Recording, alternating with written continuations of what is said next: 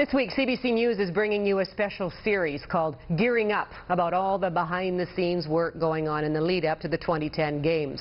There are hundreds of lucrative contracts at stake for suppliers and companies that will help make the Games happen. But BC bus companies are gearing down when it comes to getting some of those contracts. Kirk Williams has that story. Gloria, thousands of spectators, athletes, and members of the Olympic family will be gathering here in this Cole Harbour area during the Games, and they'll need buses, hundreds of them. But some BC bus companies say they're being left behind at the stop.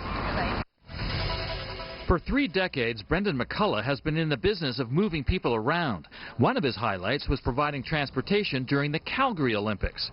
With that kind of experience, you would think his company would be a shoo-in for Vancouver's 2010 Games. It seems to me that the Canadian carriers, and in particular the local carriers, are being passed over in favor of carriers from the States. Transportation is key to the success of the Games. No one wants a repeat of the congested mess at the Atlanta Games, where the transit and bus systems collapsed. That's why VANOC says it awarded a contract to find all the buses it needs to one company, Gameday, an experienced American firm.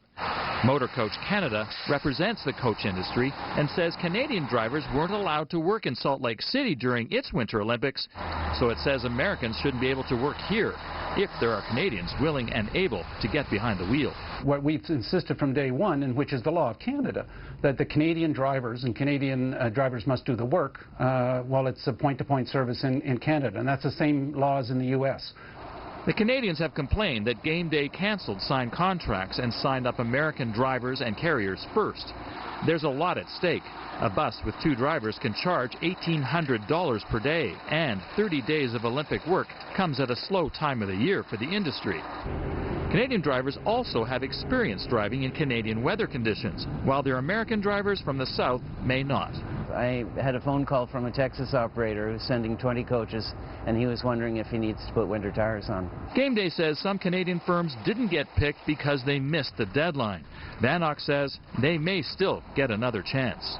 If, as we go into the final stages now, we see opportunities to reapproach them and give them another chance, we'll definitely do that. We want every Canadian company that wants to be part of the program to have a chance to do so.